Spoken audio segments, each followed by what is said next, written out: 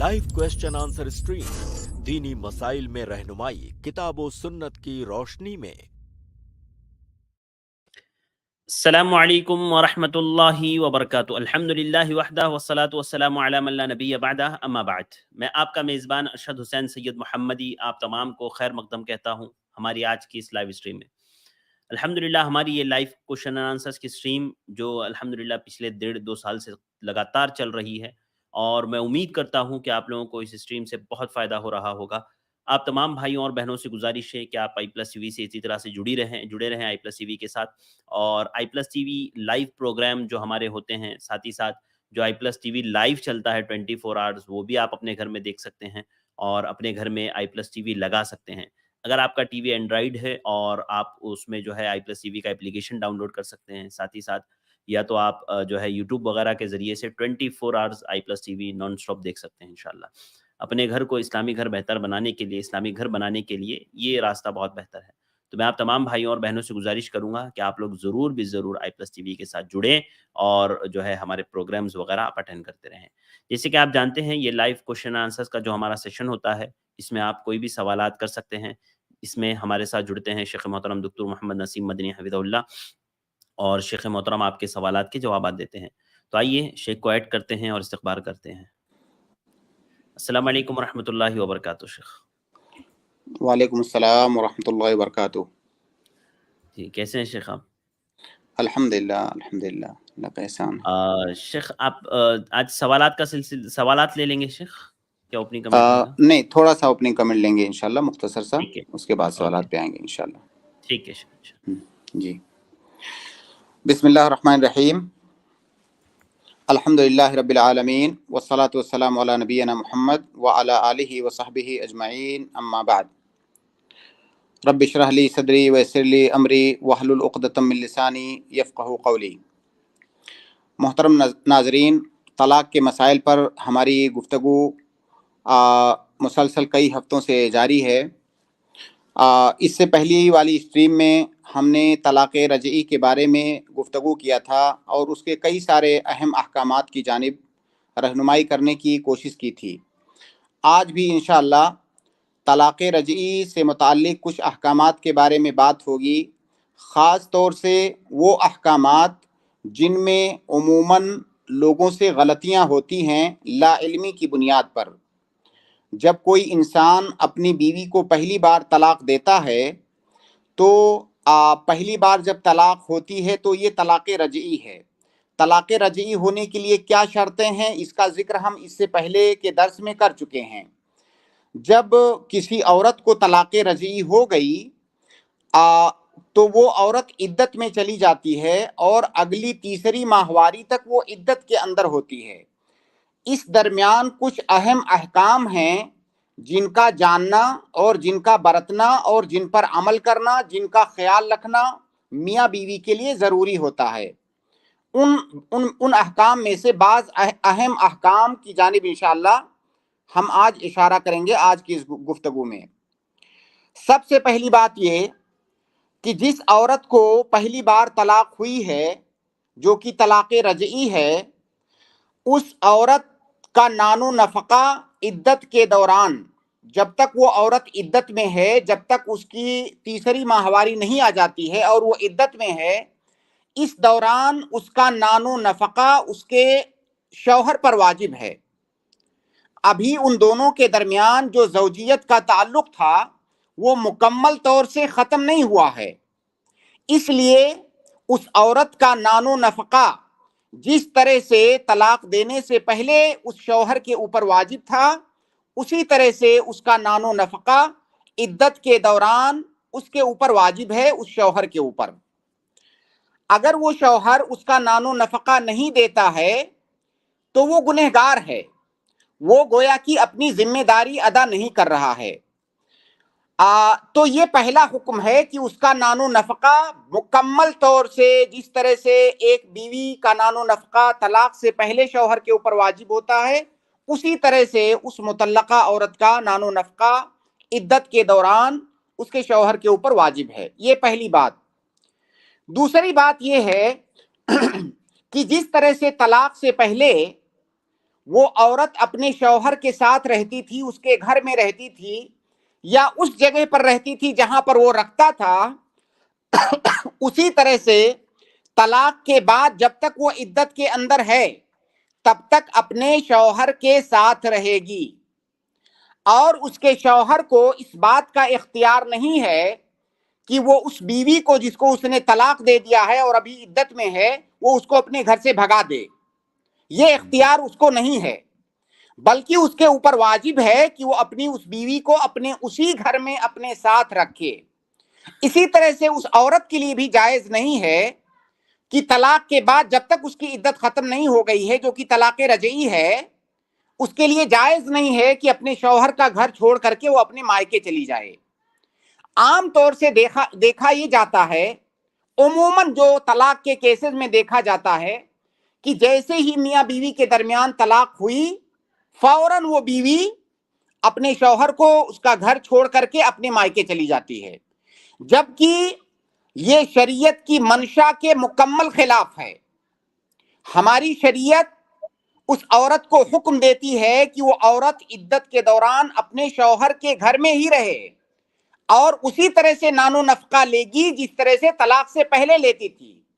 اور اس کی بہت بڑی حکمت یہ ہے کہ عدت کے دوران شوہر کو رجوع کرنے کا حق ہوتا ہے، اور جب میاں بیوی ایک ساتھ ایک گھر میں رہیں گے، شوہر نان و نفقہ کی ذمہ داریاں ادا کرے گا، دونوں اکٹھا رہیں گے۔ ہو سکتا ہے جن اسباب کی بنیاد پر، جن اختلافات کی بنیاد پر لوگ دونوں کے درمیان طلاق ہوئی تھی، ہو سکتا ہے وہ اختلافات ختم ہو جائیں، کیونکہ پاس میں رہنے سے غلط فہمیاں دور ہوتی ہیں۔ ہو سکتا ہے غصے میں آ کر کے یا کسی چھوٹی موٹی بات میں اختلاف ہو جانے کی وجہ سے شوہر نے جذبات میں آ کر کے طلاق دے دیا، یا بیوی نے طلاق کا مطالبہ کیا، شوہر نے طلاق دے دیا۔ جب دونوں کا دماغ ٹھنڈا ہوگا اور مسلسل ان دونوں کو 3 مہینہ تک ساتھ میں رہنا ہے، اس دوران جب وہ ساتھ میں رہیں گے تو اگر ان دونوں میں سے کسی سے کوئی غلطی ہوئی ہے تو اسے اپنی غلطی کا احساس ہوگا۔ ظاہر ہے وہ میاں بیوی ہیں، ایک مدت تک وہ ساتھ میں رہے ہیں اور ممکن ہے کہ ان کے بچے بھی ہوں۔ جب وہ دونوں ساتھ میں رہیں گے تو دونوں کے دل میں ایک دوسرے کے لیے ہمدردی پیدا ہوگی۔ اگر کچھ غلط فہمیاں ہیں تو غلط فہمیاں دور ہو سکتی ہیں۔ اسی لیے ہماری شریعت نے حکم دیا ہے کہ طلاق کے بعد عدت ختم ہونے تک میاں بیوی کو ساتھ میں رہنا ہے، اور اس کی حکمت یہی ہے کہ ہو سکتا ہے شوہر رجوع کر لے، ہو سکتا ہے دونوں کا گھر بچ جائے۔ لیکن ہمارے معاشرے میں عموماً یہ غلطی پائی جاتی ہے کہ ادھر طلاق ہوئی، ادھر فوراً بیوی اپنے مائکے چلی گئی، یا شوہر نے اس کو خود ہی جو ہے اپنے گھر سے نکال دیا۔ اگر بیوی اپنی مرضی سے جاتی ہے تب بھی غلط ہے، شوہر اگر اس کو نکال دیتا ہے تب بھی غلط ہے۔ بہرحال اس بیوی کو اپنے شوہر کے ساتھ ہی رہنا ہے۔ بلکہ بہت سارے علماء اور فقہا نے یہ بات تک ذکر کیا ہے کہ اس دوران جب وہ عدت میں ہوگی تو اپنے شوہر کے لیے اسی طرح سے بنے سورے گی جس طرح سے طلاق سے پہلے وہ کرتی تھی، بلکہ اس سے زیادہ اہتمام کرے گی۔ اگر اس کو طلاق ہو گئی ہے، عدت گزار رہی ہے، دونوں کے درمیان کچھ غلط فہمیاں ہیں، اب اگر عدت کے دوران اپنے شوہر کے لیے وہ بن سنور کے رہے گی، شوہر کا خیال رکھے گی یا شوہر بھی اس کا خیال رکھے گا، تو ظاہر ہے ان چیزوں سے دونوں کے درمیان قربت بڑھے گی اور رجوع کا امکان بہت زیادہ ہو جائے گا۔ تو اسی لیے ہماری شریعت نے اس بات کا حکم دیا ہے کہ شوہر عدت کے دوران اس کا پورا خرچہ اٹھائے گا، شوہر عدت کے دوران اس کو اپنے ساتھ رکھے گا، ہو سکتا ہے رجوع کی کوئی شکل نکل آئے۔ اسی طرح سے تیسرا ایک حکم یہ ہے، حالانکہ یہ حکم ہمارے معاشرے میں بہت زیادہ جو ہے اپلیکیبل نہیں ہے، وہ یہ ہے کہ اگر کسی مرد کے پاس ایک سے زیادہ بیویاں ہیں اور ایک بیوی کو اس نے طلاق رجعی دے دیا، تو جس بیوی کو اس نے طلاق رجعی دے دیا ہے اس کا حق ابھی ساقط نہیں ہوا ہے جب تک وہ عدت کے اندر ہے۔ جس طرح سے طلاق سے پہلے وہ باری تقسیم کرتا تھا دونوں بیویوں کے درمیان، اسی طرح سے اب بھی وہ دونوں کے درمیان باری تقسیم کرے گا، کیونکہ وہ اس بیوی کا حق ہے۔ اسی طرح سے ایک حکم یہ ہے کہ جیسا کہ میں نے ابھی عرض کیا کہ اس بیوی کے لیے جائز نہیں ہے کہ شوہر کے گھر سے نکل کر کے وہ اپنے مائکے میں جا کر کے عدت گزارے. اگر وہ شوہر کی اجازت کے بغیر گھر سے نکلتی ہے یا شوہر کی اجازت کے بغیر وہ جا کر کے اپنے مائکے میں عدت گزارتی ہے تو ایسی صورت میں وہ بیوی نافرمان کہلائے گی.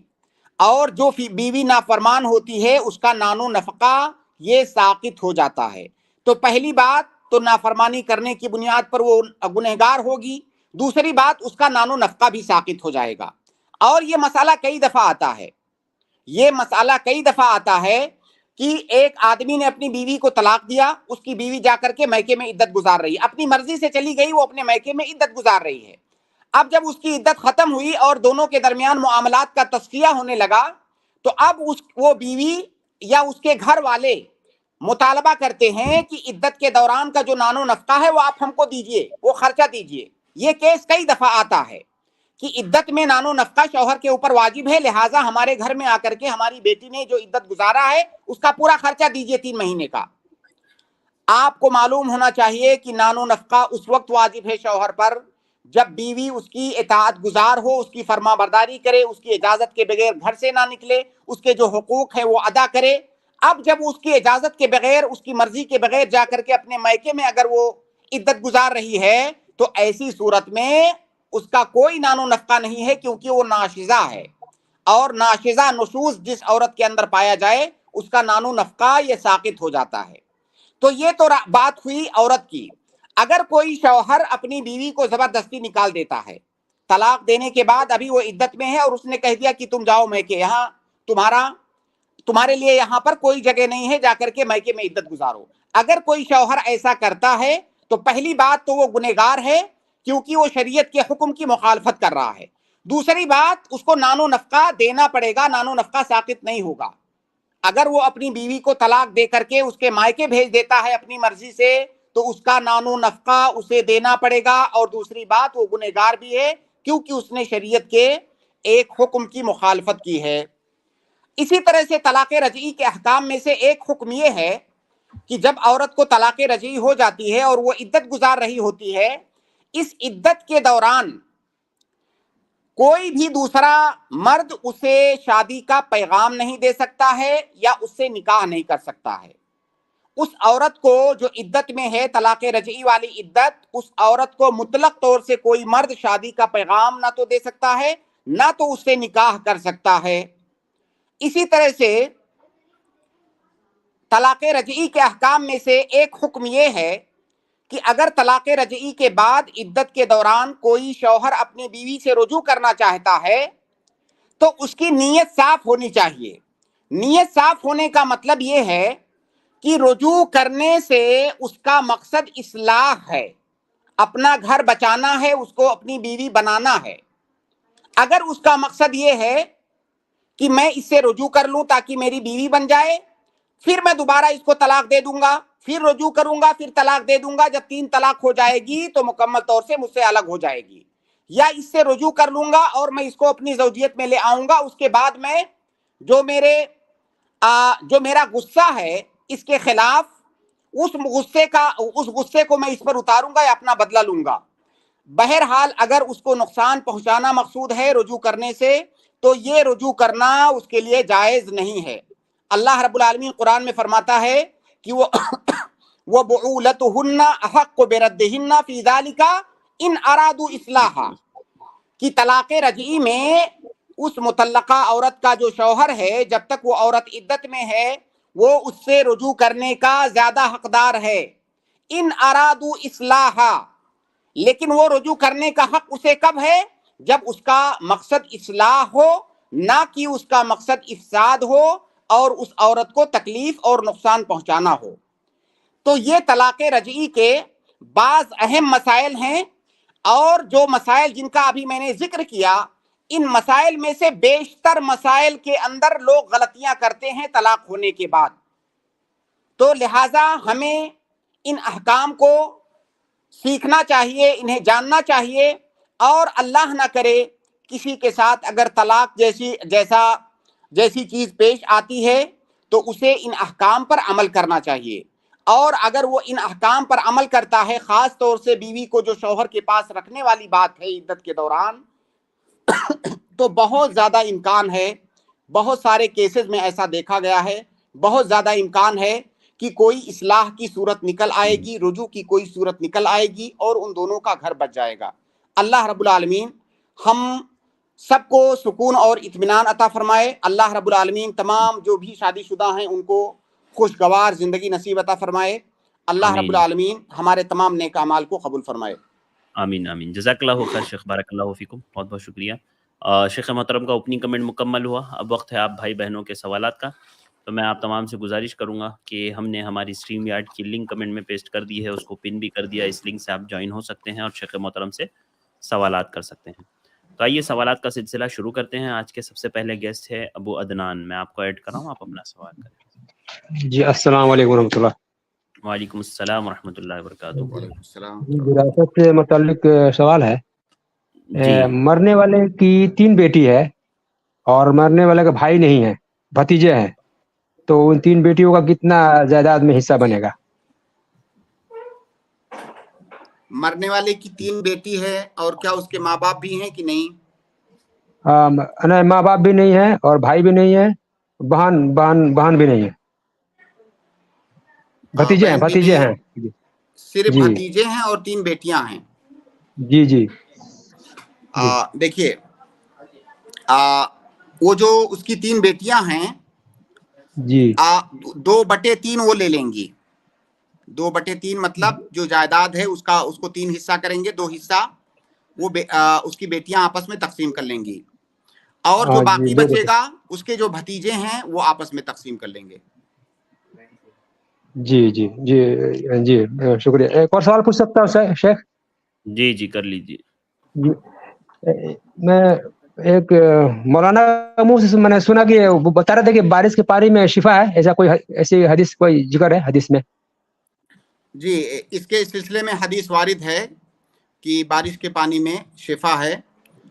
اسی طرح سے بارش کے پانی کے سلسلے میں اللہ کے نبی صلی اللہ علیہ وسلم کے بارے میں آتا ہے کہ جب بارش ہو رہی ہے، اللہ کے نبی صلی اللہ علیہ وسلم نے اپنا سر کھول دیا اور کہا کہ انہو حدیث عہد بربہ، یا اس طرح کے الفاظ ہیں کہ یہ ابھی اللہ رب العالمین کے پاس سے یہ پانی نیا نیا آ رہا ہے۔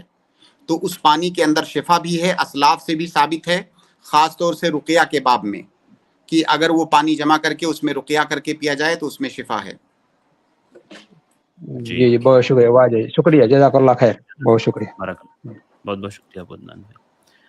اس کے بعد محمد افضل، میں آپ کو ایڈ کر رہا ہوں، آپ اپنا سوال کریں۔ السلام علیکم ورحمۃ اللہ وبرکاتہ۔ وعلیکم السلام ورحمۃ اللہ وبرکاتہ۔ جیسے ہمارے ادھر منہج میں جیسے لڑکی کو دیکھنے جاتے ہیں تو جیسے لڑکے والے کھانے کھلاتے ہیں، اس کے بعد جو ہے لڑکی کو دیکھا جاتا ہے، اس کے بعد لڑکی کو پیسہ دینا پڑتا ہے۔ اسی طرح جو لڑکے کو دیکھنے آتے ہیں تو پھر بھی جو دیکھنے آتے ہیں انہیں کھانا کھلانا پڑتا ہے، کھلاتے ہیں، اس کے بعد لڑکے کو پیسہ دیتا ہے۔ تو یہ پیسہ لینا اور لڑکی کو پیسہ دینا اور کھانا کھانا یہ کیا ہے سے اس کے تھرو وجہ کروانا؟ اچھا، تو ماشاء اللہ ابھی مسئلہ آپ کا حل نہیں ہوا لگتا ہے شادی کا۔ دیکھیے یہ جو پیسہ شادی طے کرتے وقت یا انگیجمنٹ کرتے وقت جو پیسے کا لین دین ہوتا ہے آپس میں، یہ اس صورت میں جائز ہے جب دینے والا مکمل طور سے اپنی مرضی سے دے رہا ہے۔ لڑکی دیکھنے گیا ہے لڑکا، اس نے کچھ ہدیہ دیا، دیکھنے کے بعد اس نے کچھ ہدیہ تحفہ دیا، مکمل اپنی مرضی سے دیا۔ ایسا نہیں ہے جو آپ نے کہا کہ دینا پڑتا ہے، دینا پڑتا ہے کے اندر مطلب یہ ہے کہ وہ نہ چاہے تب بھی اس کو دینا ہے، تو ایسا نہیں ہے، کوئی اس کو مجبور نہیں کر سکتا۔ اگر مکمل اپنی مرضی سے دے رہا ہے تو بالکل دینا بھی جائز ہے، لینا بھی جائز ہے، یہ ہدیہ ہے۔ اسی طرح سے لڑکے کو بھی اگر لڑکی کی طرف سے کچھ ہدیہ تحفہ دیا جا رہا ہے مکمل مرضی کے ساتھ، بغیر کسی مجبوری کے، بغیر کسی دباؤ کے، تو لینا جائز ہے، لیکن اس میں کوئی دباؤ نہیں ہونا چاہیے۔ اپنے سماج اور معاشرے میں کیا ہے کہ جب منگنی ہوتی ہے تو باقاعدہ لمبی لمبی رقم، لمبے لمبے سامان اور پورا جو ہے مٹھائیاں اور کیا کیا بہت ساری چیزیں دی جاتی ہیں جو رسم و رواج کا حصہ ہیں، اور یہ جو رسم و رواج ادا کیے جاتے ہیں عام طور سے انسان کی مجبوری اس میں شامل ہوتی ہے۔ وہ اس لیے نہیں دیتا ہے کہ اس کو دینے میں خوشی ہے, وہ اس لیے دیتا ہے کہ رسم و رواج ہے, اگر نہیں دے گا تو سماج والے کیا کہیں گے. تو اگر کوئی اس لیے دے رہا ہے کہ میں نہیں دوں گا تو لوگ کیا کہیں گے, گویا کہ اپنی رضامندی سے نہیں دے رہا ہے. تو اگر کوئی اس طرح سے دے رہا ہے تو لینا جائز نہیں ہے. جی بھائی, جی سے ایک اور ایک سوال ہے سے. جی پوچھ لیجئے. جس ایک جو فری فائر کھیلنا کیسا ہے, سے حرام ہے یا حلال ہے؟ یہ کیا ہوتا ہے؟ جس یہ ایک گیم ہے. گیم ہوتا ہے, اس میں جو ہے یعنی جیسے ہم کھیلتے ہیں تو ایک پلیئر ہوتا ہے, ادھر سے ایک پلیئر ہوتا ہے, بس اسے بندوق سے مارا جاتا ہے, اور جیسے 5 بار مار دیتے ہیں تو مر جاتا ہے, اس کے بعد پھر گیم ریٹرن ہو جاتا ہے. اسی طرح بس کئی بندوق سے ایک اسے پلیئر مارنا ہوتے ہیں ہے. شیخ, کئی ایک پلیئر ہوتے ہیں, اور مطلب مارنے کا گیم ہے, گولی مارنے کا گیم ہے ایک دوسرے کو, جی, بندوق سے دیکھیے, مارنے کا پب جی گیم. جیسا, ہاں پب جی جیسا. دیکھیے پہلی بات تو یہ ہے کہ اگر اس کو کوئی جوا کی طرح سے کھیل رہا ہے, اس طرح کے گیم جو ہوتے ہیں جوا کی طرح سے بھی لوگ کھیلتے ہیں, 2 لوگ 3 لوگ بیٹھے جوا کی طرح کھیل رہے ہیں, جو ہارے گا وہ پیسہ دے گا, تب تو مکمل طور سے حرام ہے. اور اگر جوا کی طرح سے نہیں بھی کھیل رہا ہے تو اس طرح کا گیم جو آپ نے صورتحال بتایا, یہ تشدد بھرا گیم, اس سے آپ کی کوئی اچھی تربیت نہیں ہو سکتی ہے. ظاہر ہے آپ نے بتایا کہ شوٹ کرنے والا گیم ہے, تو اس سے آدمی کیا سیکھے گا, اس کے اخلاقیات پر, اس کے نفسیات پر, سائیکلوجی پر اثر کیا پڑے گا. تو میں سمجھتا ہوں کہ یہ مناسب نہیں ہے, اس میں جوا نہ بھی ہو تب بھی یہ مناسب نہیں ہے. ایک تو آدمی کے اخلاقیات پر اس کا بہت برا اثر پڑے گا, دوسرا اس کے اندر وقت کا ضیاع ہے, جس کو اس کی لت لگ جاتی ہے وہ اس کا ایڈکٹ ہو جاتا ہے, اور پھر وہ اسے جی کوئی پرواہ نہیں ہوتی ہے, جو اس کے اوپر واجبات ہیں واجبات ادا کر رہا ہے نہیں کر رہا ہے, اس کی کوئی پرواہ نہیں ہوتی ہے. تو یہ ایک ایڈکشن ہے. اس لیے اگر اس کا کوئی بھی شرعی نقصان ہے تب تو قطعی طور سے ہم کہیں گے کہ یہ ناجائز ہے, اور اگر ان نقصانات سے وہ بچ بھی رہا ہے تب بھی میں کہوں گا کہ یہ مناسب نہیں ہے, کیونکہ اس کا اثر آپ کے اخلاق پر اچھا نہیں پڑے گا. اصل میں شیخ بہت کردار اور اخلاق, جیسے آپ نے کہا نا, بہت خراب کرنے کا ذریعہ بن رہے ہیں, کیونکہ یہ گیمز وغیرہ میں جو مطلب فیمیل جو پلیئر دکھائی جاتی ہے نا شیخ, وہ بہت غلط طریقے سے اور بہت گندے طریقے سے دکھائی جاتی ہے. لا حول ولا قوت الا تو یہ تو مطلب بچوں کے لیے تو خصوصاً ہاں, شیخ, مطلب بہت اب سارے بچے کھیلتے ہیں. اب دیکھیے جیسے بھائی نے سوال کیا, تو سوال میں ان کو یہ چیز بتانی چاہیے, میں نے تو یہ گیم دیکھا نہیں ہے, ان کو یہ بتانا چاہیے کہ اس میں فیمیل پلیئر ہوتی ہیں, ان کے کپڑے ایسے ہوتے ہیں, ان کو مطلب میں سمجھ گیا آپ نے جو بات بتائی. جی تو اگر اس طرح کی چیز ہے تو سوال میں اس کا ذکر جب آئے گا تو سامنے والا ڈائریکٹ کہے گا کہ حرام ہے. جی یہ اس میں اگر مگر والا مسئلہ نہیں رہ جائے گا کہ اگر ایسا ہو اگر ایسا ہو, پھر ڈائریکٹ اس جی کا حکم ہوگا کہ وہ حرام ہے. نماز ہے اور جی, تھوڑا سوال کر رہا جزاک تھا. اللہ خیر. ٹھیک ہے افضل بھائی, بہت بہت شکریہ. ٹھیک ہے سر. اس کے بعد میں عمر کو ایڈ کر رہا ہوں, آپ اپنا سوال کریں. جی عمر, آپ میوٹ ہیں, جلدی سے انمیوٹ کر کے اپنا سوال کریں. جی عمر آپ میوٹ ہیں, جلدی سے انمیوٹ کریں بھائی. ٹھیک ہے, شاید انمیوٹ نہیں کر پا رہے. اس کے بعد ارشد شیخ, میں آپ کو ایڈ کر رہا ہوں. جی جلدی سے انمیوٹ کریں بھائی اور اپنا سوال کریں. جی ارشد شیخ, میں نے آپ کو ایڈ کیا ہے. السلام علیکم. وعلیکم السلام السلام علیکم ورحمۃ اللہ وبرکاتہ. وعلیکم السلام ورحمۃ اللہ وبرکاتہ. شیخ سوال یہ ہے شیخ کہ مطلب آج کے ڈیٹ میں تو جو طلاق کا مسئلہ ہے شیخ, ایک ہی بار میں طلاق کر کے مطلب دے رہے ہیں, تو کیا پھر سے وہ شادی مطلب صحیح ہوگا یا نہیں؟ جیسے آپ بتائیں 3 پیریڈ کے بعد کا, تو 3 پیریڈ کا تو مطلب کوئی آج کے ڈیٹ میں کر ہی نہیں رہا ہے یہ حساب سے, تو وہ شادی جو کریں گے وہ کیسا ہے؟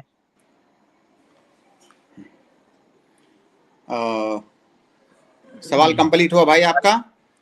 جی جی دیکھیے بھائی, اگر کوئی آدمی ایک ہی بار میں 3 بار طلاق بول رہا ہے تو ایسی صورت میں وہ ایک ہی طلاق ہوئی,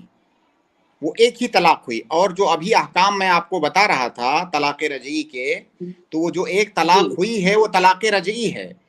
اب اگلا تیسرا پیریڈ آنے تک اس آدمی کے پاس یہ آپشن موجود ہے کہ وہ اپنی بیوی سے کہے کہ میں رجوع کرتا ہوں. اس نے رجوع کر لیا, اب اس کی دوبارہ بیوی ہو گئی, شادی کرنے کی بھی ضرورت نہیں ہے. تو یہ جو 3 بار طلاق بولتے ہیں ایک ہی مجلس میں، وہ ایک ہی طلاق ہے، اور اس پر ہماری بہت تفصیل سے بات ہو چکی ہے. اگر پیچھے کے ایپیسوڈز میں آپ جا کر کے دیکھیں گے تو اس میں تفصیل سے اس کا ذکر آیا ہے. اور آپ کا یہ کہنا کہ سارے لوگ ایسا کرتے ہیں، ایسی بات نہیں ہے. سارے لوگ ایسا کرتے ہیں. پہلی بات تو جو احناف ہیں یا بریلوی حضرات ہیں وہ ایسا کرتے ہیں، لیکن جو اہل حدیث ہیں، سلفی ہیں، کتاب و سنت کو صحیح طریقے سے ماننے والے ہیں، کسی امام کی تقلید کی بنیاد پر کسی مسئلے پر عمل کرنے والے نہیں ہیں، بلکہ کتاب و سنت کے دلیل کی روشنی میں عمل کرنے والے ہیں، وہ ایسا نہیں کرتے ہیں. اور ہمارے پاس ارشد بھائی میں آپ کو بتاؤں، ایک سروے میں اگر بتانا چاہوں آپ کو کہ ہمارے پاس جو کیسز آتے ہیں دارالفتہ میں، اگر ایک اندازے کے مطابق اگر 100 سوال آتا ہے تو میرے خیال سے اس میں 80 سوالات ایسے ہوتے ہوں گے جو طلاق سے متعلق ہوتے ہیں. اور ان 80 میں سے میرے خیال سے 70 یا اس کے آس پاس ایسے ہوتے ہوں گے جو بیچارے حنفی حضرات ہیں، عام آدمی ہے کوئی، اس نے طلاق دے دیا، اور چونکہ عوام میں یہ بات معروف کی گئی ہے کہ طلاق طلاق طلاق بولتے چلے جاؤ. اب اس نے جب طلاق دے دیا، اب اس کو لوگ کہتے ہیں کہ اب یہ تمہاری بیوی نہیں رہی، تم اس سے رجوع نہیں کر سکتے، اگر بیوی بنانا ہے تو حلالہ کروانا ہوگا. اب وہ بیچارے رخ کرتے ہیں اہل حدیث علماء کا. تو الحمدللہ یہ اللہ رب العالمین کا بہت بڑا احسان ہے، اور اللہ رب العالمین کے احسان کے بعد اہل حدیث جو علماء ہیں ان کا بہت بڑا احسان ہے سماج اور معاشرے پر. اور یہ بھی اللہ کا فضل ہی ہے کہ ان کی وجہ سے بہت سارے سینکڑوں ہزاروں گھر ٹوٹنے سے بچ جاتے ہیں. کیونکہ جب آدمی نے غصے کی حالت میں 10 بار بولا طلاق طلاق، اب اگر اہل حدیث عالم کا فتویٰ اس کے پاس نہیں ہے تو اس کا مطلب اب وہ اس کو بیوی نہیں بنا سکتا، اور اگر بنانا بھی چاہے تو اس کے اوپر حلالہ کی چھری چلانی ہوگی، جو کہ انتہائی بے غیرتی ہے، جو کہ زنا ہے. اور کوئی بھی باعصمت باحیا عورت اس عمل کو برداشت نہیں کر سکتی ہے. کسی دنیا کی کسی بھی عورت سے آپ پوچھ لیں کہ کیا تم ایسا انگیز کر سکتی ہو حلالہ کو، کوئی نہیں کر سکتی ہے. تو بہت سارے جو کسی کے جھانسے میں آ جاتے ہیں وہ حلالہ کے مرحلے سے گزر جاتے ہیں. حالانکہ میرے خیال سے بہت زیادہ ایسا نہیں ہے، لیکن ان میں سے بیشتر افراد الحمدللہ اہل حدیث اداروں کی طرف رجوع کرتے ہیں، اور انہیں کتاب و سنت کی روشنی میں فتویٰ ملتا ہے، ان کا گھر ٹوٹنے سے بچ جاتا ہے الحمدللہ. الحمدللہ. جزاک اللہ خیر شیخ، بارک اللہ فیکم. جی بھائی. تو شیخ اگر یہ جو 3 طلاق کے بعد ترنت فوراً مطلب دوسری شادی جو کر لیتے ہیں تو کیا یہ طلاق ہو جاتا ہے یا نہیں؟ کون شادی کر لیتا، مرد یا عورت؟ مرد عورت دونوں آپس میں شادی کر لیتے ہیں؟ نہیں دوسرے سے الگ الگ، آپس میں نہیں، دوسرے سے. دیکھیے مرد نے جب اپنی بیوی کو طلاق دے دیا، اگر وہ طلاق نہیں بھی دیا ہوتا تو دوسری عورت سے شادی کر سکتا ہے، اس کے اوپر کوئی پابندی نہیں ہے، کیونکہ مرد عدت نہیں گزار رہا ہے. تو مرد تو ایسے بھی شادی کر سکتا ہے، طلاق نہ بھی دیا ہوتا تب بھی کر سکتا تھا، طلاق دے دیا ہے تب بھی کر سکتا ہے کہیں اور جا کر کے شادی. لیکن وہ جو عورت ہے وہ تو مطلق طور سے شادی نہیں کر سکتی، اس میں اختلاف بھی نہیں ہے. اس میں تو احناف کا بھی یہی قول ہے، یہ کوئی اختلافی مسئلہ نہیں ہے. جب تک وہ عورت عدت میں ہے شادی نہیں کر سکتی ہے ان کے نزدیک بھی. تو یہ کون کر لیتا ہے؟ آپ نے ایسا کہاں دیکھا؟ عدت میں بول رہے ہیں یا عدت کے بعد بول رہے ہیں آپ؟ نہیں شیخ، عدت کے بعد وہ کرتی ہیں، مطلب یہ جو طلاق کا مسئلہ ہے. یعنی شیخ بولنے کا مقصد ان کا یہ ہے نا کہ ایک ساتھ 3 طلاق تو ہو گئی، دے دیا انہوں نے ایک ساتھ 3 طلاق شوہر نے، اب عورت نے عدت گزار لی، اس کے بعد وہ کسی اور سے نکاح کرتی ہے. بالکل کر سکتی ہے. ایک ساتھ دینے کی وجہ سے وہ کر سکتی ہے کہ نہیں کر سکتی؟ نہیں، اگر وہ تینوں ایک ساتھ کیا ہوتا تب بھی عدت کے بعد وہ شادی کر سکتی ہے، اگر ایک ہی دیا ہوتا تب بھی وہ عدت کے بعد شادی کر سکتی ہے. اس میں کوئی مسئلہ نہیں ہے، کیونکہ اگر چاہے ہم یہ کہیں کہ 3 طلاق 1 طلاق واقع ہوئی تب بھی وہ عدت کے بعد کر سکتی ہے، اور اگر ہم یہ کہیں کہ 3 طلاق واقع ہوئی تب بھی وہ عدت کے بعد کر سکتی ہے. تو عدت کے بعد شادی کرنے میں کسی اور سے کوئی دقت نہیں ہے، کر سکتی ہے. اور اس میں اختلاف بھی نہیں ہے، یہ تو سارے لوگوں کا ہی فتویٰ ہے۔ ٹھیک ہے بھائی، بات سمجھ میں آ گئی؟ جی جی جی، جزاک اللہ خیر۔ بہت بہت شکریہ بھائی۔ اگلے گیسٹ ہے محمد رفیق، میں آپ کو ایڈ کر رہا ہوں، آپ اپنا سوال کریں رفیق صاحب۔ السلام علیکم شیخ۔ وعلیکم السلام ورحمۃ اللہ وبرکاتہ۔ شیخ میرا یہ سوال یہ ہے کہ نماز کے لیے رکعت باندھے ہیں اور اس کے درمیان اس کو بیت الخلاء جانے کا محسوس ہوتا ہے، تو کیا ہم رکعت توڑنا، کیا کیسا شیخ؟ جی، نماز پڑھ رہا ہے، بیت الخلاء جانے کی اسے ضرورت محسوس ہوئی، اگر اس کی وہ ضرورت ایسی ہے کہ اگر وہ نہیں جائے گا تو نماز میں خشوع اور خضوع نہیں آ پائے گا، اطمینان نہیں ہوگا اسے، اگر وہ اس کی ایسی کیفیت ہے تو نماز کو توڑ دے، نماز کو توڑ دے، جا کر کے اپنا فارغ ہو قضائے حاجت سے، اس کے بعد آ کر کے پھر دوبارہ نماز پڑھے۔ جی شیخ، اس وقت ہوا خارج اگر ہونے کا چانس رہتا نہیں شیخ، اس لیے تب بھی چھوڑ دے، اگر اس کو ایسی سچویشن ہے تو نماز چھوڑ دے جا کر کے۔ اسی لیے دیکھیے ہماری اللہ کے نبی صلی اللہ علیہ وسلم نے اسی لیے ہمیں یہ تعلیم دیا ہے کہ اگر پیشاب پیخانہ کی آپ کو ضرورت ہے تو آپ نماز مت شروع کرو، پہلے اس سے فارغ ہو جاؤ، اس کے بعد نماز شروع کرو۔ یہاں تک کہ آپ اگر دیکھ رہے ہو کہ جماعت کھڑی ہوئی ہے، کہیں آپ کی جماعت بھی چھوٹ سکتی ہے، جی، اگر آپ کی جماعت چھوٹنے کا بھی خطرہ ہے تب بھی آپ جماعت چھوڑ دو، پہلے فارغ ہو جاؤ، پہلے فارغ ہو جاؤ، اس کے بعد جو ہے پھر آپ نماز شروع کرو، ٹھیک ہے؟ یہاں تک کہ اس سے بھی آگے بڑھ کر کے مان لیجئے عصر کی نماز ہے یا ظہر کی نماز ہے، ٹائم ختم ہونے والا ہے، 10 منٹ 12 منٹ بچا ہوا ہے، اتنی دیر میں بمشکل وہ جو ہے نماز پڑھ سکتا ہے، لیکن اس کو قضائے حاجت کی ضرورت ہے، سخت ضرورت ہے۔ کیا ایسی صورت میں وہ فوراً نماز پڑھے گا تاکہ ٹائم نہ نکل جائے، یا پہلے قضائے حاجت کرے گا اور ٹائم کو نکلنے دے گا؟ صحیح بات یہ ہے کہ ٹائم کو نکلنے دے گا، پہلے قضائے حاجت کرے گا، ٹائم بھی نکل جائے تب بھی کوئی حرج کی بات نہیں، کیونکہ جو یہ ٹائم نکل رہا ہے بلا عذر کے نہیں نکل رہا ہے، عذر کے ساتھ نکل رہا ہے، تو اگر عذر کے ساتھ کسی کا ٹائم نکل جائے نماز کا تو اس پر کوئی گناہ نہیں ہے، وہ تو گناہ اس صورت میں ہے جب بغیر کسی عذر کے ٹائم نکل جائے۔ تو اتنی زیادہ اہمیت ہے اس بات کی نماز کے اندر خشوع اور خضوع کی کہ اللہ کے نبی صلی اللہ علیہ وسلم کی جو حدیث ہے کہ پیشاب پیخانہ کی ضرورت ہے تو پہلے اس سے فارغ ہو پھر نماز پڑھو۔ اگر آپ کو بھوک لگی ہوئی ہے اور کھانا حاضر ہے اور آپ کو لگتا ہے کہ میں اگر پہلے نماز پڑھوں گا میرا دل کھانے میں لگا رہے گا، تو پہلے کھانا کھاؤ پھر نماز پڑھو۔ تو یہ ہماری شریعت میں یہ حکم اس لیے ہے تاکہ نماز کو آپ اطمینان کے ساتھ خشوع اور خضوع کے ساتھ پڑھ سکو۔ جی رفیق صاحب۔ شیخ کیا ایک اور سوال پوچھ سکتا ہوں؟ جی کر لیجئے۔ جی شیخ، ابھی ہم میری نماز سمجھو کہ میں ظہر کی نماز میں نہیں پڑھ پایا، تو آج سارا دن میں نہیں پڑھ پاتا، تو دوسرے دن میں پڑھ سکتا ہوں یا پھر؟ کیوں نہیں پڑھ پائے؟ وجہ؟ نہیں شیخ، کچھ کام وغیرہ تھا، اگر ایسا ہو گیا تو سستی، جیسے کہ میں کل بیجی تھا شیخ، کل میرے مغرب اور عشاء دونوں وقت کی نماز چک گئی کوتاہی کی وجہ سے۔ جی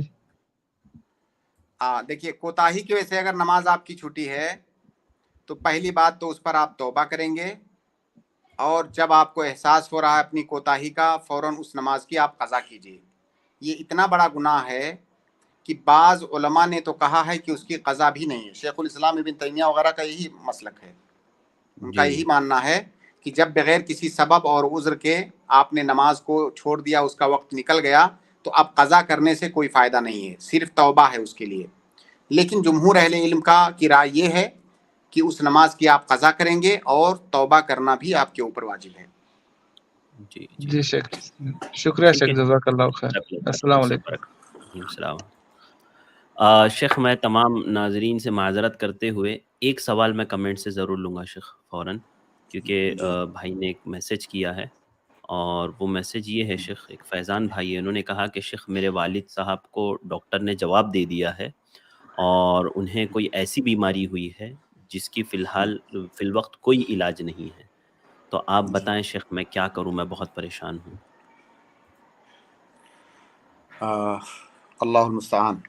دیکھیے فیضان بھائی، اس طرح کی پریشانی کی گھڑی میں، مصیبت کی گھڑی میں، سب سے پہلی چیز جو ایک مومن کو یاد رکھنا چاہیے کہ جو کچھ ہوتا ہے اللہ رب العالمین کے قضا اور قدر سے ہوتا ہے. تو ایک مومن کی سب سے بڑی خوبی، اس کی سب سے بڑی طاقت یہ ہونی چاہیے کہ کوئی بھی مصیبت آئی ہے اللہ رب العالمین کی جانب سے وہ آئی ہے، اس پر ایمان رکھیں اور اس پر صبر کریں. ظاہر ہے تکلیف ہونا یہ انسانی فطرت ہے، لیکن جزا فضا سے آدمی بچے. اور جب آدمی اس بات کو اپنے ذہن میں بیٹھائے گا کہ یہ اللہ کی طرف سے ہے، اللہ کی مرضی کے بغیر پتہ بھی نہیں ہل سکتا، اور اللہ نے جو لکھا ہے وہ ہو کر کے رہے گا، جب یہ چیز ہمارے دماغ میں بیٹھے گی تو انشاءاللہ وہ مصیبت ہمارے لیے آسان ہو جائے گی. تو بار بار اس بات کو اپنے ذہن میں دہرائیے کہ یہ جو کچھ بھی ہے یہ اللہ رب العالمین کی جانب سے ہے، اور اللہ رب العالمین ہم تیری رضا پر راضی ہیں، تیرے قضا اور قدر پر ہم راضی ہیں. ٹھیک ہے، پہلی بات تو یہ. دوسری بات یہ کہ آدمی جو ہے پریشانی کی گھڑی میں احتساب کرے. احتساب کا مطلب یہ ہے کہ آدمی اس بات پر ایمان رکھے کہ اگر میں نے صبر کیا، اللہ کی قضا اور قدر پر میں راضی رہا، تو اس پر مجھے انشاءاللہ اجر ملے گا. آپ وہ حدیث یاد کیجئے جس میں اللہ کے نبی صلی اللہ علیہ وسلم فرماتے ہیں کہ ایک مومن کا ہر معاملہ خیر ہوتا ہے، چاہے اس کے ساتھ خیر ہو یا شر ہو. وہ چاہے مصیبت میں رہے، پریشانی میں رہے یا عافیت میں رہے، دونوں حالات میں وہ اس کے ساتھ خیر ہی ہوتا ہے. اگر وہ عافیت میں رہتا ہے، آرام میں رہتا ہے، ان اصابتہ سراء شکر فکان خیرا لہ، اگر اس کو کوئی خوشحالی ملتی ہے تو اس پر شکریہ ادا کرتا ہے، اور شکریہ ادا کرتا ہے تو عبادت ہے، اس پر اسے اجر ملے گا. وَإِنْ أَصَابَتْهُ ضَرَّاءَ صَبَرَ، اور اگر اسے پریشانی لاحق ہوتی ہے تو اس پر صبر کرتا ہے، اور جب وہ صبر کرتا ہے تو اس پر بھی اسے اجر ملتا ہے. یہاں تک کہ کسی مومن کو اگر کانٹا بھی چبھتا ہے اور وہ صبر کرتا ہے تو اس پر اسے اجر ملے گا، اس کے لیے گناہوں کا کفارہ ہوگا. آپ سوچئے اگر ہمارا ایمان اس حد تک مضبوط ہو جائے کہ کوئی پریشانی جب آئے تو ہم یہ سوچیں اپنے دل میں کہ یہ ہمارے لیے خیر ہے، یہ ہمارے گناہوں کا کفارہ ہے، اس پر ہمیں اجر ملے گا. اگر یہ جذبہ ہمارے دل کے اندر آ جائے تو کتنا آسان ہو جائے گا پریشانیوں کو جھیلنا. تو پہلی بات تو یہ ساری چیزیں آپ اپنے دماغ میں رکھیں. دوسری بات یہ کہ آپ کے جو والد صاحب ہیں، والد صاحب کا ساتھ دیجئے، ان کا تعاون کیجئے، ان کی خدمت کیجئے. اور ظاہر ہے اس دنیا میں کوئی بھی ہمیشہ رہنے کے لیے نہیں آیا ہے. جی، جتنی گھڑی آپ کی زندگی میں لکھی جا چکی ہے اس سے ایک سیکنڈ بھی زیادہ آپ نہیں جی سکتے، چاہے آپ ہوں یا میں ہوں یا کوئی اور ہے. یہ بات دماغ میں قطعی طور سے لکھ لیں کہ جتنے سیکنڈ میری زندگی کے لکھے ہوئے ہیں اتنا ہی مجھے جینا ہے. تو پھر آدمی گھبرانا کیسا؟ پھر کیسا گھبرانا بھائی؟ جتنا میری زندگی لکھی ہوئی ہے مجھے اتنا ہی جینا ہے، اور سب کو جانا ہے، آج نہیں تو کل، کل نہیں تو پرسوں، جانا ہے سب کو، پھر پریشانی کس بات کی؟ تو یہ جذبہ آپ اپنے دل میں بھی پیدا کریں اور اپنے والد صاحب کے دماغ میں بھی یہ بات ڈالنے کی کوشش کریں. اور آدمی تیسری بات یہ کہ جب انسان پر کوئی مصیبت آئے تو اسے چاہیے کہ وہ اللہ تعالیٰ کی طرف اور بھی زیادہ رجوع کرے. جتنا عام حالات میں وہ رجوع کرتا تھا اللہ کی جانب، پریشانی کے حالات میں اور زیادہ رجوع کرے. پریشانی کی خوبیوں میں سے، پریشانی کی بھی خوبیاں ہوتی ہیں، پریشانی کی خوبیوں میں سے ایک خوبی ہے کہ آدمی جو غافل آدمی ہوتا ہے وہ بھی بیدار ہو جاتا ہے اور اللہ کی طرف رجوع کرتا ہے. تو آپ خود بھی اللہ کی طرف رجوع کیجئے، زیادہ سے زیادہ عبادت کیجئے، زیادہ سے زیادہ دعائیں کیجئے.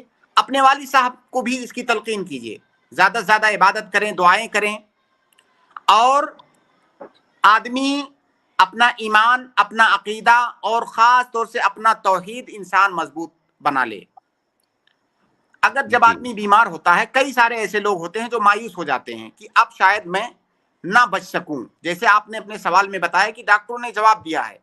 اور ایک بات اور دھیان میں رکھیں ساتھ میں کہ ڈاکٹروں کے جواب دینے سے کچھ نہیں ہوتا ہے. کتنے ایسے مریض ہیں جن کو ڈاکٹر جواب دے دیتے ہیں، شفا دینے والا اللہ رب العالمین ہے. تو مایوس نہیں ہونا چاہیے آدمی کو. لیکن اگر سچویشن ایسی ہے، خراب ہے، ظاہر ہے انسان کی زندگی جتنی لکھی ہے اس سے زیادہ نہیں جی سکتا، تو آدمی کو چاہیے کہ اپنا ایمان اور عقیدہ درست کر لے. اگر اس کی زندگی میں کہیں پر کوئی خرابی رہی ہو، خاص طور سے عقیدے توحید کے اندر، تو اس کو درست کر لے. اللہ کے نبی صلی اللہ علیہ وسلم کی ایک حدیث بتاؤں گا، آخری بات، اور آپ اپنے والد صاحب کو بھی اس کی تلقین کیجئے، اور ہم سب لوگ جو لوگ بھی سن رہے ہیں یہ بات، وہ جو ہے اس کو یاد کر لیں. اللہ کے نبی صلی اللہ علیہ وسلم کی ایک حدیث ہے کہ اگر کسی نے اپنی آخری زندگی میں یہ کلمات ادا کیے اور ان کلمات کے ساتھ اس کا خاتمہ ہوا تو جہنم اس کے اوپر حرام ہے. وہ کلمات کیا ہیں؟ وہ کلمات ہیں، 5 کلمات ہیں. لا الہ الا اللہ واللہ اکبر. ایک، لا الہ الا اللہ وحدہ. 2، لا الہ الا اللہ لا شریک لہ. 3، لا الہ الا اللہ لہ الملک ولہ الحمد. 4، لا الہ الا اللہ ولا حول ولا قوت الا باللہ. یہ 5 کلمات ہیں. اللہ کے نبی صلی اللہ علیہ وسلم نے کہا کہ کسی کی زندگی کے اگر یہ آخری کلمات ہوں تو جہنم اس کے اوپر حرام ہے. ہم میں سے کسی کو نہیں معلوم ہے کہ ہماری زندگی کب ختم ہو جائے گی. تو کیا ہمیں یہ سوچ کر کے نہیں رکھنا چاہیے کہ ابھی ہم یہ پروگرام کر رہے ہیں، اگلی گھڑی کیا ہم رہیں گے کہ نہیں رہیں گے؟ تو ہمارا عقیدہ اتنا مضبوط ہو، ہمارا توحید اتنا مضبوط ہو کہ اگر ہمیں اگلی گھڑی بھی موت آ جائے تو انشاءاللہ ہم اللہ اپنے اعمال کی بنیاد پر اللہ رب العالمین سے اچھی توقع رکھ سکیں. تو اس طرح کے جو کلمات توحید ہیں، آدمی کثرت کے ساتھ ان کا ورد کرے.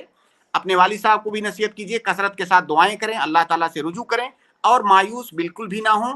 ہر حال میں اللہ رب العالمین جو بھی کرے گا وہ خیر ہی ہوگا انشاءاللہ.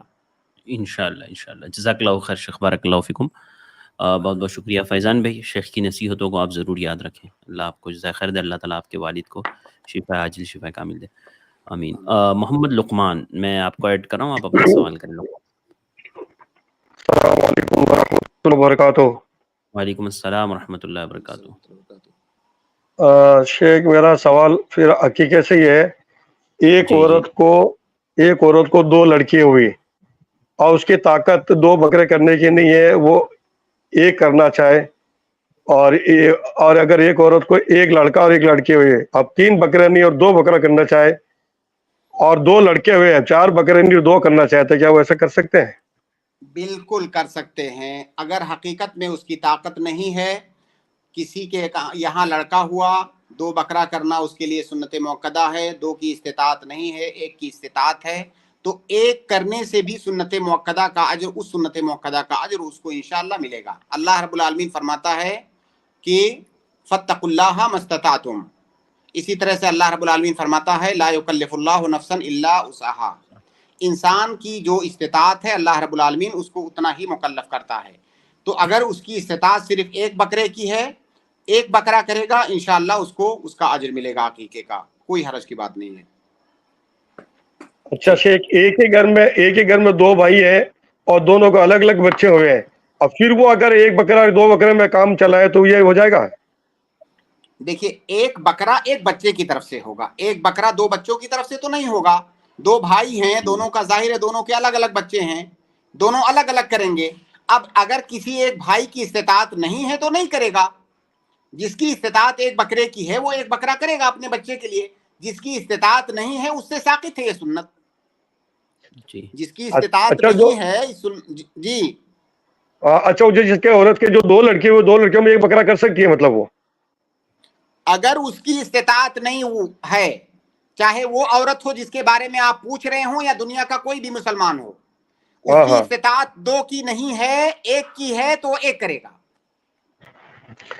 اچھا شیخ، اسی جڑا ایک سوال اور ہے، ایک بچہ 1 تاریخ کو ہوا اور ایک بچہ 4-5 تاریخ کو ہوا، تو کیا وہ عقیقہ جو کرنا چاہتے ہیں تو بعد والے بچے کے ساتھ کرے یا پہلے بچہ کا ساتھ کرنا پڑے گا؟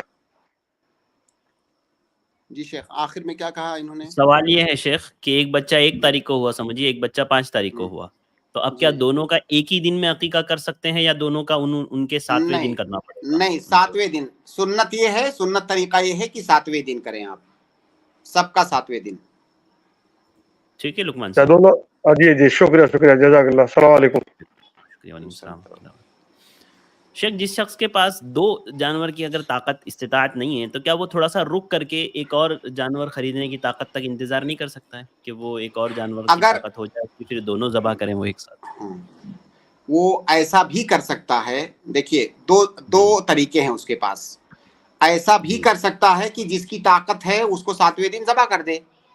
جی اب ایک کی طاقت نہیں ہے، تھوڑے دن بعد اس کی طاقت ہو جائے گی انشاءاللہ. جب اس کی طاقت ہو جائے گی اس کو ذبح کر دے گا. ٹھیک ہے، ایک تو طریقہ یہ. دوسرا یہ کہ اسے لگتا ہے کہ 1 ہفتے بعد انشاءاللہ ابھی میرے پاس ایک بکرے کی طاقت ہے، 1 ہفتے بعد دوسرا بھی میسر ہو جائے گا، اسے امید ہے کہ ہو جائے گا، تو انتظار کر لیں انشاءاللہ، کوئی حرج کی بات نہیں ہے. جی ٹھیک ہے، جزاک اللہ خیر. عبد الرزاق صاحب میں آپ کو ایڈ کر رہا ہوں، آپ اپنا سوال کریں، اس کے بعد میں عبد الخالد کو ایڈ کروں گا. شیخ جی عبد الرزاق صاحب. السلام علیکم شیخ. وعلیکم السلام ورحمۃ اللہ. شیخ ہر فرض نماز کے بعد آیت الکرسی پڑھنا کیسا ہے؟ جی ہر فرض نماز کے بعد آیت الکرسی کا کیا مسئلہ ہے؟ بالکل آیت الکرسی یہ فرض نمازوں کے بعد کے جو اذکار ہیں انہی میں سے آیت الکرسی بھی ہے. تو ہر فرض نماز کے بعد آیت الکرسی پڑھنا یہ سنت ہے، اس پر ضرور عمل کرنا چاہیے. جی بھائی اوکے شیخ، ٹھیک ہے، جزاک اللہ خیر، بارک اللہ فیکم. اس کے بعد عبد الخالد صاحب میں آپ کو ایڈ کر رہا ہوں، آپ اپنا سوال کریں. السلام علیکم ورحمۃ اللہ وبرکاتہ. وعلیکم السلام ورحمۃ وعلیکم السلام ورحمۃ اللہ وبرکاتہ.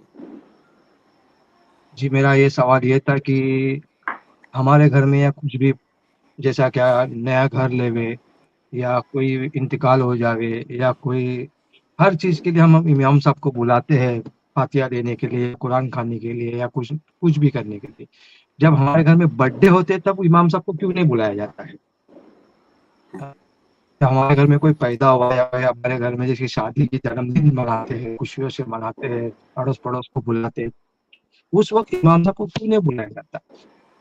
دوسرا سوال یہ ہے کہ میرا کہ جیسے کہ ابھی سمجھو میں ہوں یا کوئی بھی ہو یا عورت ذات ہو یا ذات ہو، بیمار ہو یا باپ بیمار ہے، اگر ماں باپ کی اچھا ہوتی ہے کہ ادھر میں میرے بیٹے کے پاس ہی رہوں گا یا ماں بولیں گے میں میری بیٹی کے پاس ہی رہوں گی، بیمار ہو گئی تو سنبھالتی ہے یا سنبھالتا ہے، تو چلو ٹھیک ہے، بیٹے لوگ سب کچھ وقت رہے تھے، چلو ٹھیک ہے، سنبھالنے والا کوئی بھی ہے الحمدللہ. مگر اس کے حالات میں سب بچے لوگ آتے جاتے ملتے جلتے سب کچھ ہوتا ہے اچھا الحمدللہ، کوئی چیز کی یہ نہیں، قربانی کے دن بلایا جاتا ہے، سب چیز میں بلایا جاتا ہے، جاتے آتے سب کچھ ہے، ملتے ملتے سب کچھ ہے.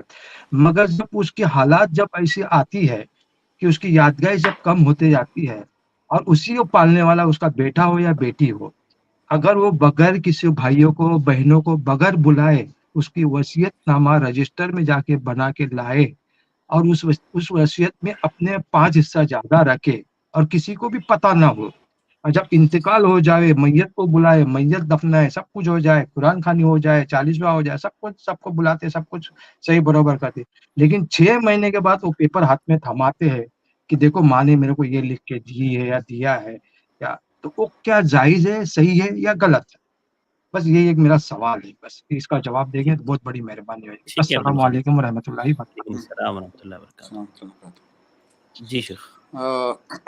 دیکھیے پہلا سوال ان کا یہ ہے کہ جب کوئی مناسبت ہوتی ہے،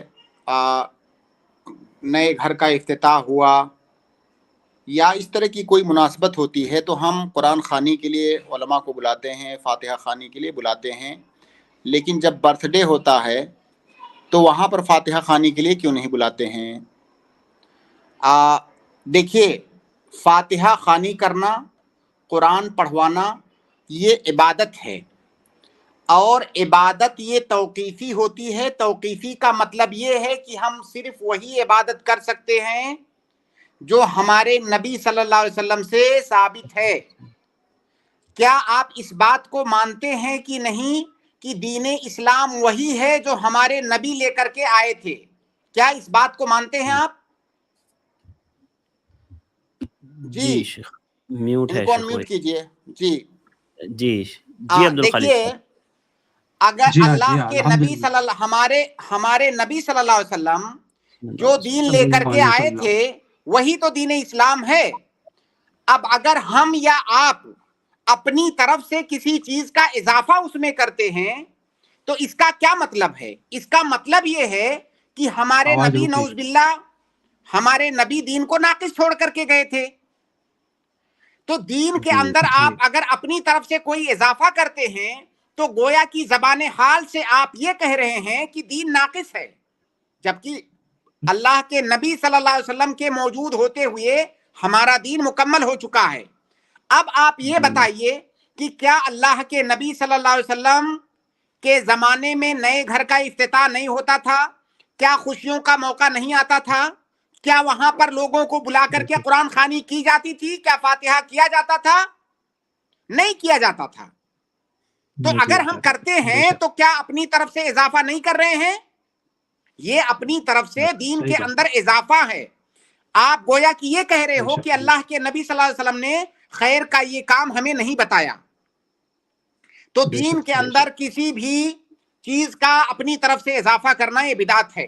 لہٰذا یہ آپ نے جو بے قرآن شک بے خوانی شک. کی بات کیا یہ بالکل بدعت ہے، اس کے بدعت ہونے میں کوئی شک نہیں ہے. تو بے جب شک یہ بے شک. پہلے سوال کا جب جواب یہ ہوا کہ یہ بدعت ہے، تو اگر برتھ ڈے پر کوئی قرآن خوانی کرتا ہے یا فاتحہ خوانی کرتا ہے تو ظاہر ہے وہ بھی بدعت ہوگی. بے اور شک پہلی بے شک بات تو بے شک. برتھ ڈے منانا ہی یہ غیر مسلمین سے آئی ہے یہ چیز، تو اس میں غیر مسلمین کی مشابہت ہے تو یہ جائز نہیں ہے.